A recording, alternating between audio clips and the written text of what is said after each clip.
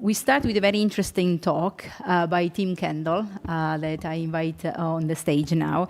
I think that there is a general misconception that basic research is far away from patients, and it's really nice to see that some patients have remained here in the audience. In reality, this is far away from the truth, and the basic research, as we were talking yesterday, they really do appreciate hearing the stories by patients and really try to palpate firsthand the ultimate goal, as well as we, as researchers, really continue to have the impact and the input of patients and public. So Tim will give a talk about how patients and public need to drive the research agenda.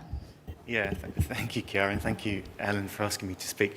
You've seen compared to the program, I changed the title, which, forgive me for doing so. And it's also nice that you said it's an interesting talk and you haven't heard it yet, so I hope it is.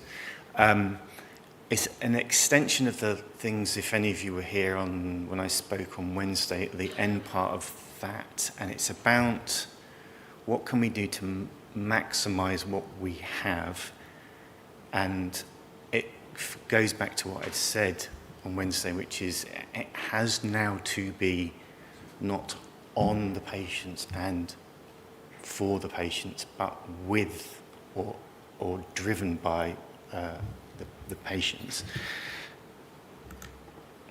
So I put this up on Wednesday, and it's there. You can read that again. It's their own definition of what pathology is, and it's described as this bridge, rather grandly, I think, bridge between science and medicine, or underpinning every cure. It's very artistic, as I said, but that's the kind of my day job.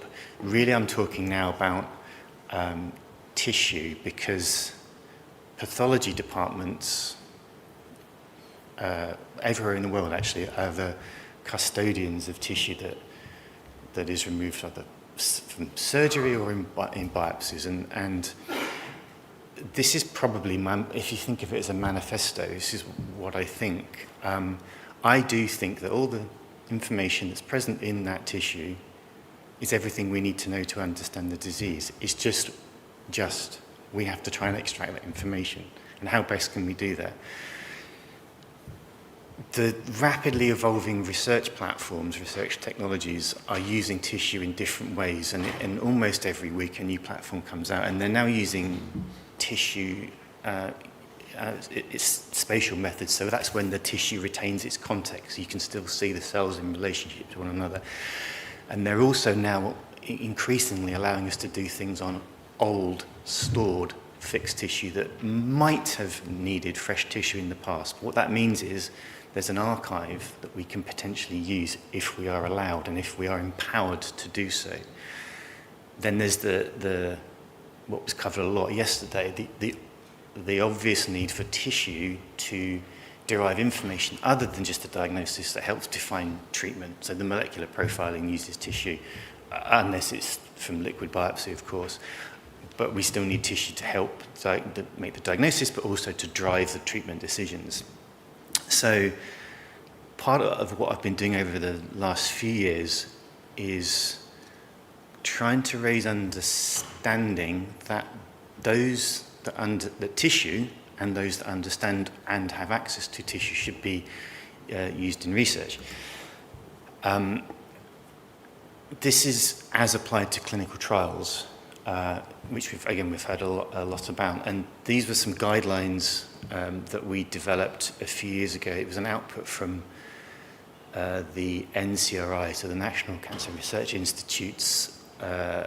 It was called the Cellular and Molecular Pathology Initiative. So it was formed to try and re-engage pathology in clinical trials work or in research generally, and we came up with an extension to the SPIRIT guidelines. So SPIRIT is a statement that lists the minimum content of a trial protocol. So it's a kind of standard for a well-written trial protocol should contain this information if available. And the extensions to that allow you to bolt on extra pieces of guidance that aren't covered in these very general statements. So we developed ones around the cellular and molecular pathology activity in a trial that you can see there.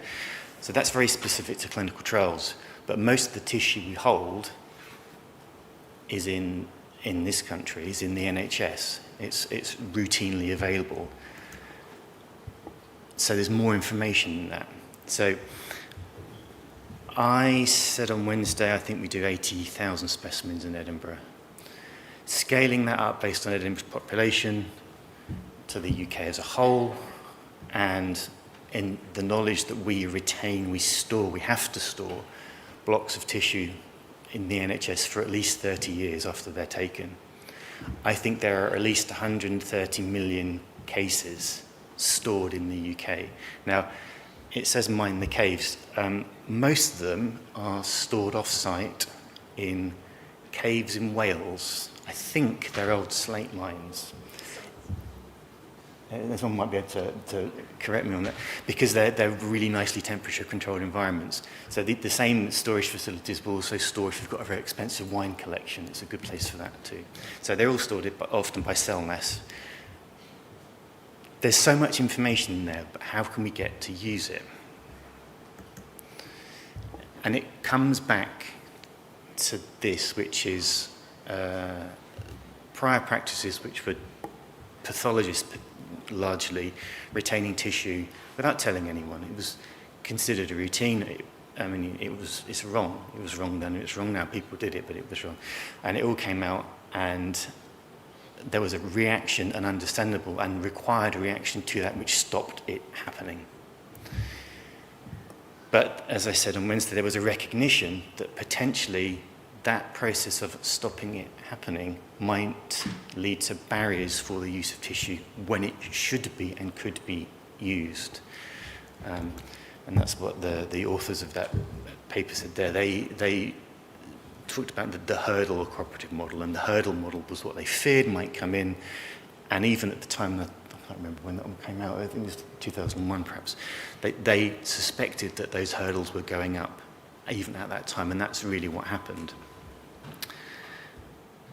So that's stopping us, potentially all of us, exploiting for informational gain, for societal gain, that tissue that is just sitting there doing nothing.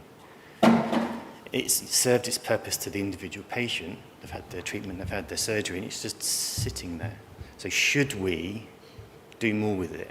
Must we do more with it?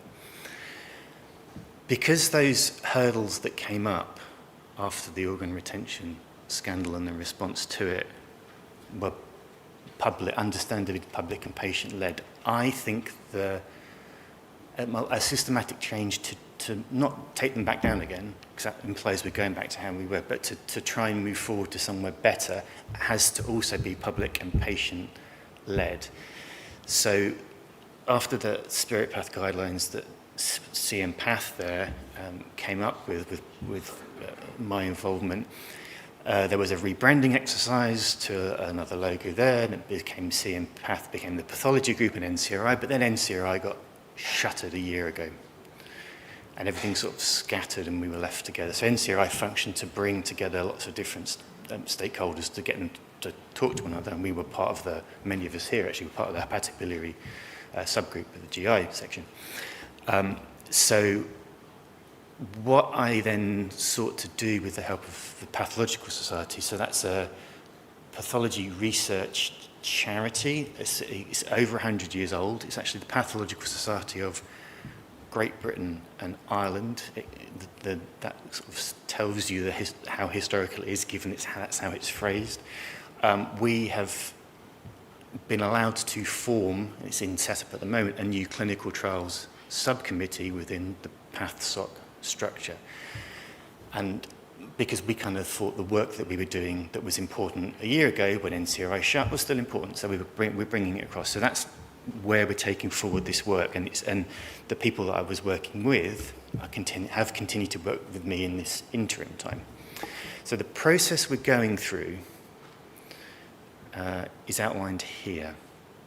So a lot of these, we're effectively trying to come up with something that bodies, organisations holding clinical tissue particularly, so NHS really I'm talking about, can endorse, and they can be empowered to allow its use for regulated and approved research. So when you come up with those sort of guidance, you have to review what is currently in the literature about that topic. So that's ongoing, and with two fantastic earlier career researchers, Cass, who's a academic pathologist doing his PhD, and Mena, who is a pediatric oncologist. So it's nice that we cover pathology and oncology as well, are doing that systematic review with me. But the next bit is the most important bit. And I don't quite know how we're going to do it, and I'm sort of asking for help in this. We want to do a kind of two-pronged process. The easy bit is if we just spoke to the professional stakeholders. Do you think we should use tissue? Yes, and then we all agree with ourselves, and that's fantastic. But that's not going to wash. That's pointless. What I want to do is as wide a public engagement, public and patient group engagement exercise as possible to empower what we come up with. Now, it might be that we do this process and we hear, no, most people think we shouldn't be using the tissue that's just sitting there. Okay, I'm there to do as I'm directed. I'm not going to, it's not the other way around. I think, now admittedly this is a sort of self-selected audience, but I think people in the UK certainly, and perhaps it's connected to the kind of NHS ethos, most people, I genuinely believe, do want the best. They want to help, they want to contribute. So I think, I'm not going to prejudge it, but I think we will be told loudly, yes, do this.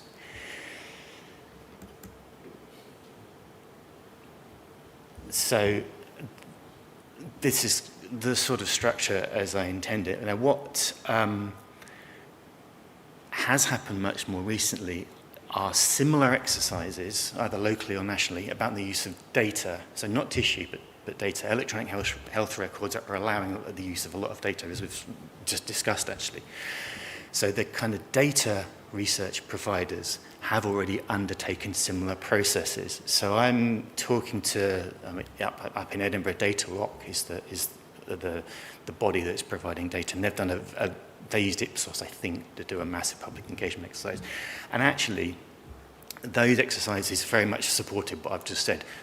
The resounding message was yes, assuming everything's transparent and regulated and approved, of course you should be using this to try and help everybody.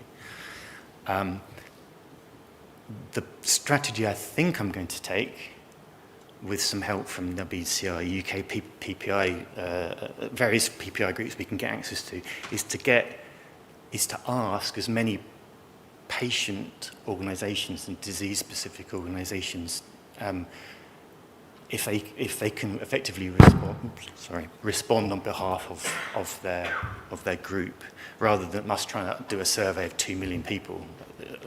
We just couldn't do that. Plus a smaller actual direct engagement process. And I really want that engagement to be with the groups that are traditionally poorly served by research, because clinical trials, because of where they are, just because of the complexity of setting them up, are often in particular centres. Those centres don't necessarily serve all the marginalised populations in quite an even-handed way, just because of where patients live. And even if they do, there are barriers to participating in a trial. It's not a slight undertaking for a patient to have to commit to much more travel to hospital and so on. And what that means is the findings of the trial may not be completely broadly applicable to those groups that are underrepresented in the trial population. Now, the trial design aims explicitly to deal with that, but it is a problem. If we are able to use the clinical case store, that should be from everyone, and it should be from everywhere. So I want to hear whether that's the people that we don't normally hear from actually agree with that. I've put the bottom there, any helpful suggestions welcome. That's true. Honestly, if you've got an idea how we might be able to do it, please just get in contact. One of the things you often asked in interviews when you're pitching something is, what would success look like? It's an easy question to ask, sometimes a difficult question to answer.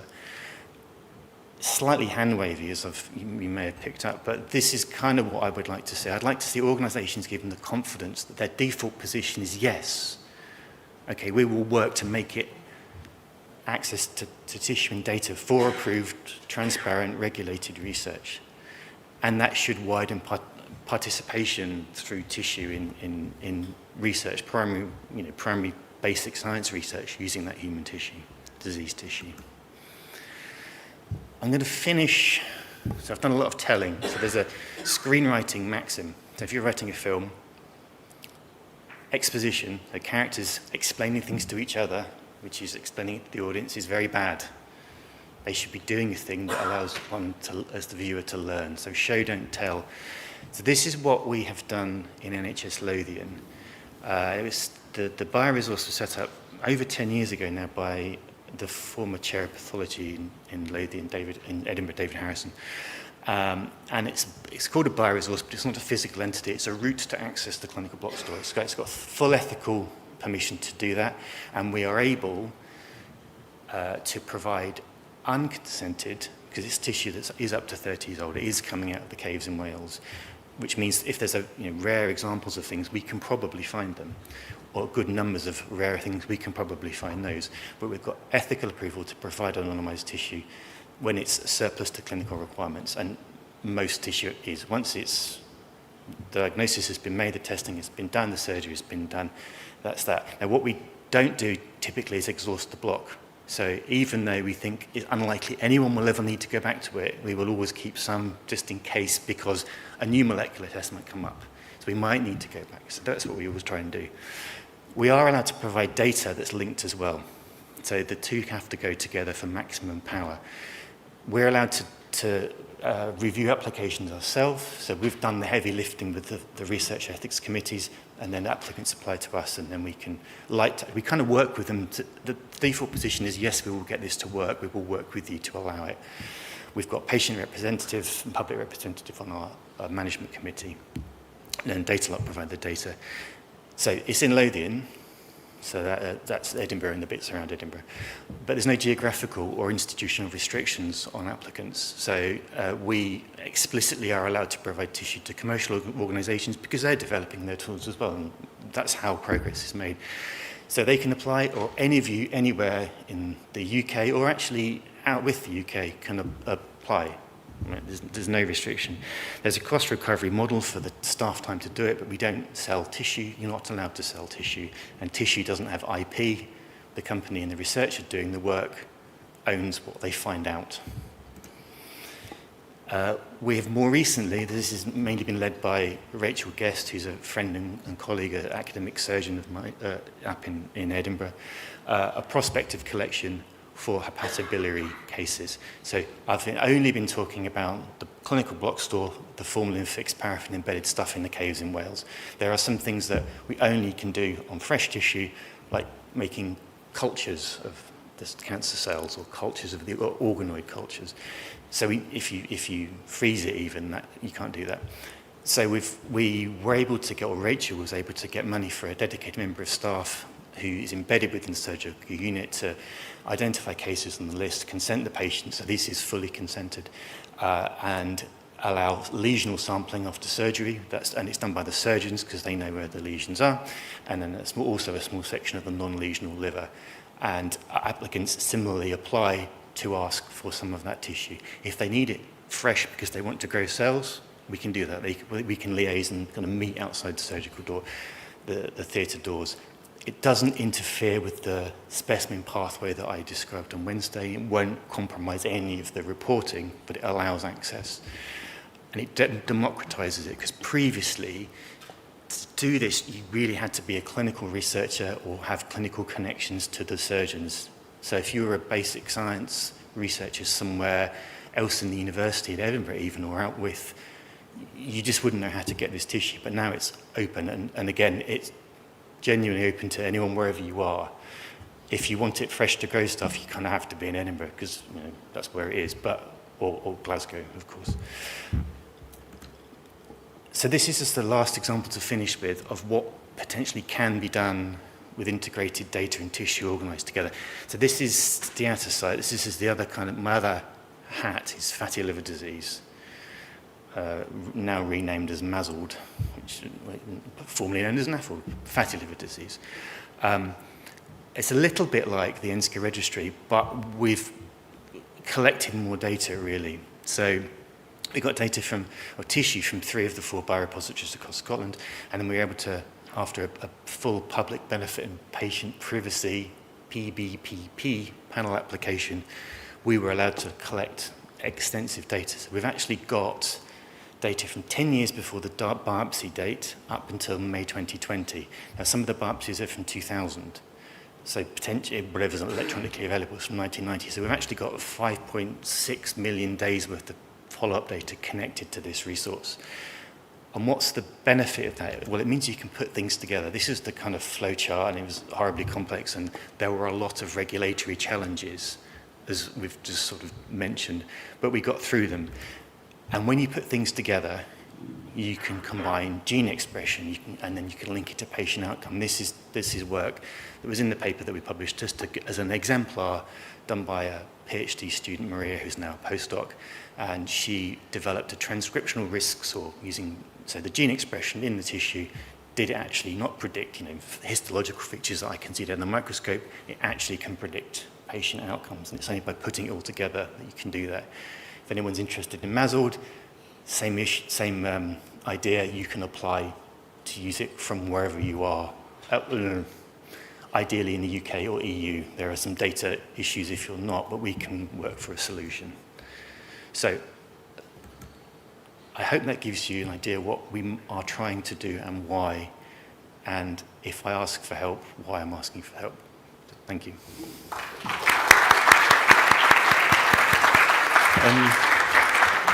Tim, do come join us. So, Chiara and I have decided we're going to make a slight change. Don't panic, Gary, James. Right, I see you getting a bit panicky. Veronica, right. And Veronica, just sit down for a second. So, because we think this topic of Tim's is very important to have a discussion on, because most of the rest of the talks are going to be basic science updates. And we thought that we should bring forward this the question time to discuss the ethics of sample collection, and then we'll have Veronica give her talk. We'll have the coffee break, and then we'll have a panel for the science updates, if that's okay. Because I think we both think this is quite an important topic to discuss and give some dedicated time to. And there's several questions coming in as well, and I've got questions as well. Yes, we do have some online questions, Tim, which I think raise very important topics. The first one is asking if the risk for targeting disadvantaged group without prior consent could actually lead to a corrosion of trust when the trust is already fragile in our system. And are you sure that this position is good clinical practice? Maybe there was a misunderstanding, so it may be an opportunity for clarification. Yeah, we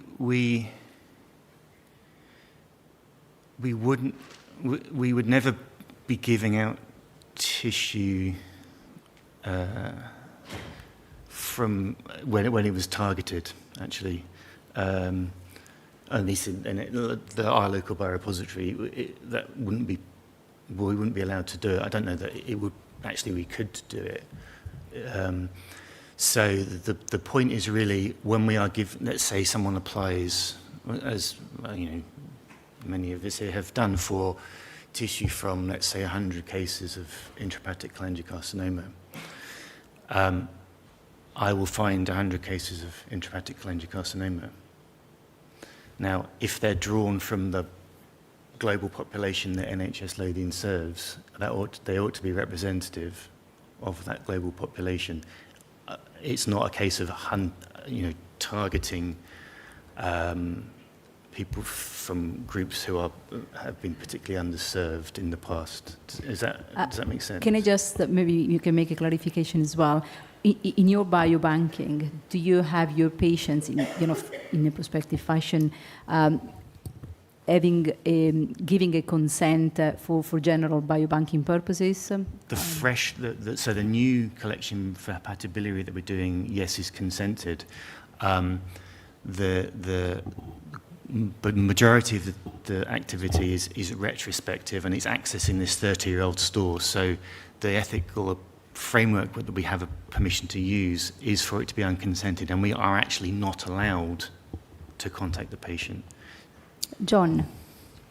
So, thank you, Tim. And just to tell you our bit of a story here, we are currently in the process of accessing the APC2 material. So this is 20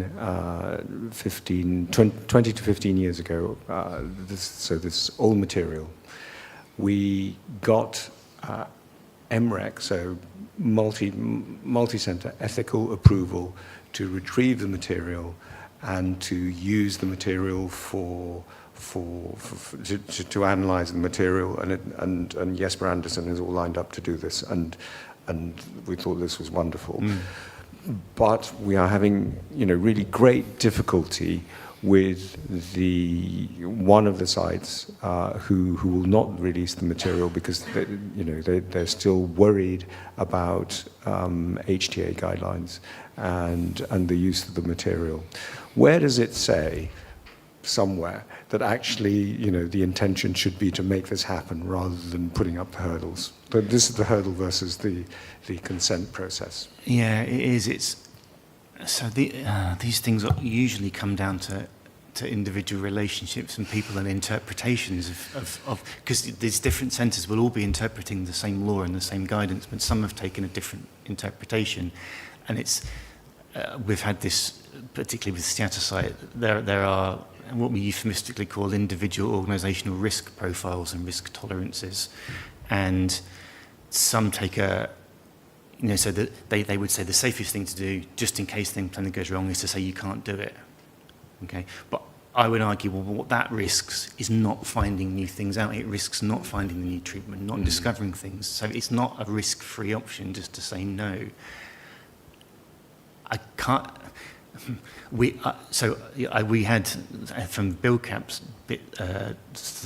tissue that quite a long time ago we had to be slightly creative from Edinburgh to get that tissue. There is always a way of doing it if you can talk to individuals, and this is where if we have this message where representation from millions say you have to do it, it's wrong of you not to do it, maybe that helps to change minds. That's again very hand-wavy, and if there's anyone that I could talk to that if it might be useful, we can try that. Is there a Bible somewhere that says, you should make this happen? Not really. It's I think it's institution level interpretation of guidance, because what the law is like, or guidance is like. It's not.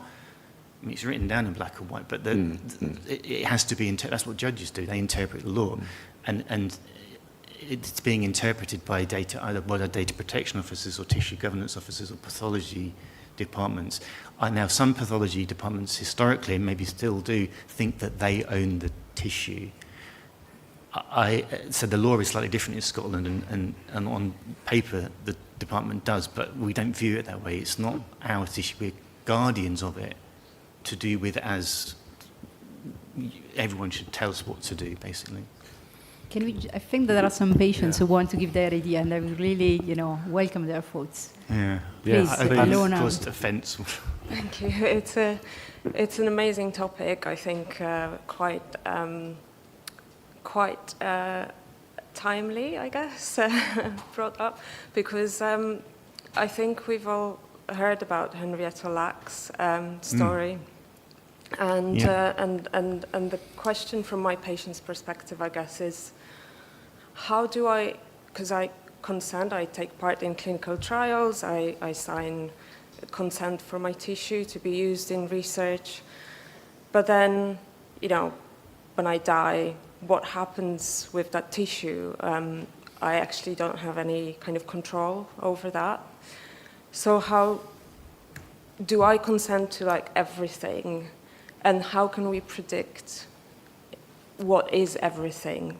How do we kind of, I guess, safeguard my tissue in a way that it's not going to be cloned in 100 years' time because, I don't know, someone, just kind of like science fiction stuff, right? Yeah. Or that you're not going to sell it to a third party. And is there a way of, I don't know, maybe making the questionnaire a bit more detailed, that I can consent to some things, but actually I do not consent for my tissue to be sold?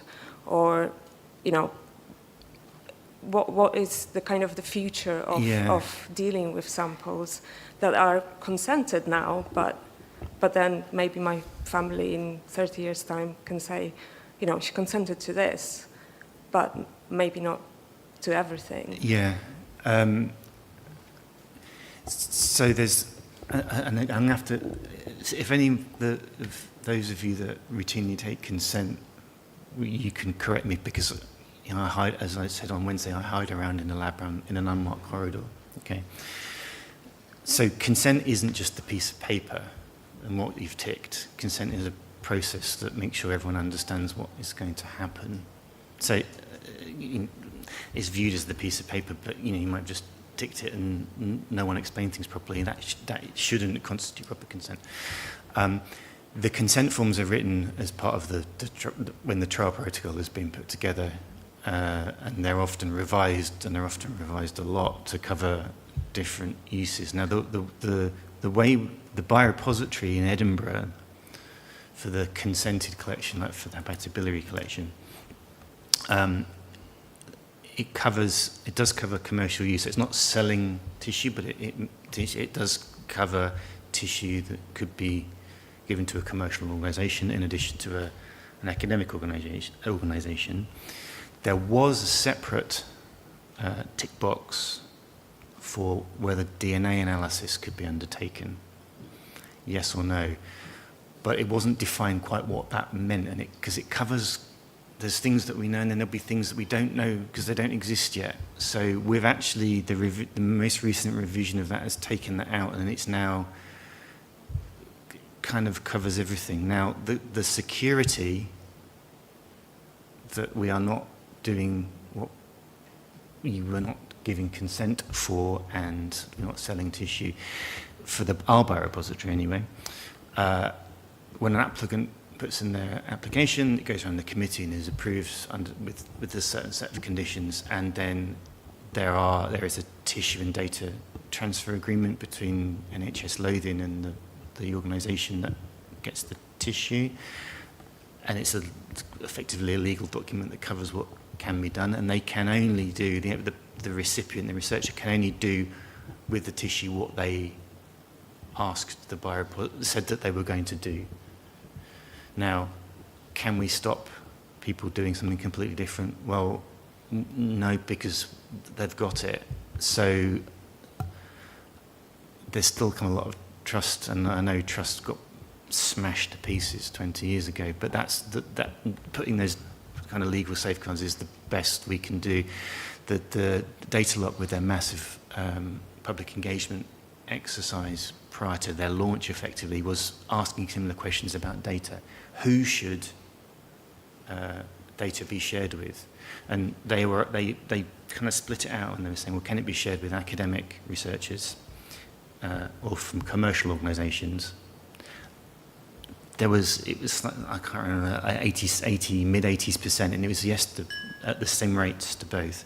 There was a slight drop-off, not very much, but a slight drop-off when it became geographically further away. But there was still overwhelming support for sharing data, even overseas, for benefit if it was regulated. Yeah, I think it's a good about of the current regulations. I mean, there are some questions coming up about can you opt out to some of the indications. Yeah. Yes, and I think that is what you're witnessing now. You have this consent, which have many, many more things. Can I just finish I mean, the good thing is that obviously, as you say, you can opt out for one of the big issues raised at the moment. If pharma wants to access, these data, but the patient does not really accept it to have a commercial issue, a commercial purpose, then, this is obviously not shared. On the other side, you can't predict if, you now consented to do a DNA sequencing, for example, but maybe in 10 years we have a new technology that looks at something that we don't know now, and we can't use that tissue. So it's really, really difficult. I don't have an answer for that. There is no solution, but it's where, I think we should all work together on this. So, sorry, Benjamin, just before you come in, I just wanted to say that, when the public gets suspicious of medicine and research, they have very, very, very good reason to. Medicine is replete with terrible actions. The Tuskegee syphilis scandal, thalidomide, Henrietta Lacks, the UK infected blood scandal, the WHO schistosomiasis program giving half of Egypt hepatitis C all day. I mean, these are all, each one outrageous scandals, all perpetrated by our profession. So when the public say, I'm not so sure, they have absolute very, very good reason to act with suspicion. If you're a patient and you enter a clinical trial, you're always told, you can dip out. If you decide a year into it you want to leave, that's fine. It's much harder to do that if you've donated your tissue, but there should be a way out if later on you decide not to. How do we get around that? And what are we doing today that in 50 years' time people will be saying, oh my God, they did that, can you believe they did that? I just wanted to make that point. Sorry, Benjamin. Thank you very much. For several years I was a lay member of the LREC for NHS Lothian. I don't know whether we looked at that particular application, but we also, the public interest was always a sort of major consideration, and we were very happy to see patient records linked to tissue samples. As a patient, I now wonder, if I last so many years, if, as part of the research on these tissue samples, you found something that might be interesting and of relevance for my future health trajectory, I actually wouldn't mind sort of linking it back and me finding out that actually I should avoid something or other or get some medication. As a patient, I would go against my view on the LREC, and I'm not quite sure how personally I feel about that and how you would handle and enable what a patient wants. Yes, it's difficult. So the question about a research finding, which from tissue that's been from our biorepository, if it's archival, will have been unconsented, and the patient and we're not allowed to tell the patient. In fact, there are potentially some research findings that you'd think, well, this could be of relevance and of interest, and we are not allowed to do that. But we're only not allowed to do that because no one's discussed it in enough depth. And if views are changing, then that's something that can be discussed. Now, just as an aside, our rec it's the west of Scotland rather than that, so that's why you don't know of it. So there is one question that I think is really, it would be really good to bring up for discussion. And it reads like, will the company doing the research, we have talked about having companies and pharma accessing the data. Will the company doing the research giving back to NHS a portion of their profits made in these samples? So you touched on commercial agreement in your biobank. What has been the discussion there? Yeah, so this is something that I feel quite strongly about. And we're not anywhere close to it yet. So I'm talking about tissue, but it's tissue and data, let's say. So the tissue and data are now being used, particularly data for AI-based, deep learning companies are accessing a lot of data for their own, to develop their own products. And they're applying for it. I mean, there are obviously national level issues with that I'm not going to discuss because it's a little bit political. But now, my view is that when training data or tissue is being used by a commercial organisation, and then they generate some, and they have to make money because they're a company, and you don't get many advances unless that's happening. Okay? But there's been such a significant input into that product development from the resources from the NHS, that there should be some return to the NHS. Now, universities are very good when they have the agreements with companies to kind of negotiate that. NHS organisations, at least mine and most I know, they just don't have the legal staff to think about that. Now, I do know, and I'm going to get that somewhere in the south, a big academic NHS trust in the south of England, I believe now does make those provisions when they are providing data, training data for things like AI, deep learning algorithms. So it should be done. Yeah. If any of the pharma representatives here wants to reply, we are really happy to hear their feedback about this. Just another quick question, the last one. If I've had a copy of the whole genome done, and it would not be hard now to search against Ancestry database and find out my identity of the family. Is there anything that can be done to prevent such use? This is where just imploring or saying trust again. So what again, I'll only talk to NHS Lothian's biorepository. When we give out tissue and the linked data, there's a specific part of the agreement that they sign to say there will be no attempts made to de-anonymise or identify the patients. I mean, there are hypothetically, and this is where it becomes what's reasonably available means under the legal description. If you sequenced everybody in the UK and then sequenced the tissue, you could then match them across, but no one's ever going to do that. Mm-hmm. The more information you have, the more risk there theoretically is that you could identify patients. I don't know why anyone would seek to do so, but they have to sign to say they won't. And yeah. Okay, thank you. I think we need to close now this discussion. Thank you very much, Tim. And I thought that was a really important discussion.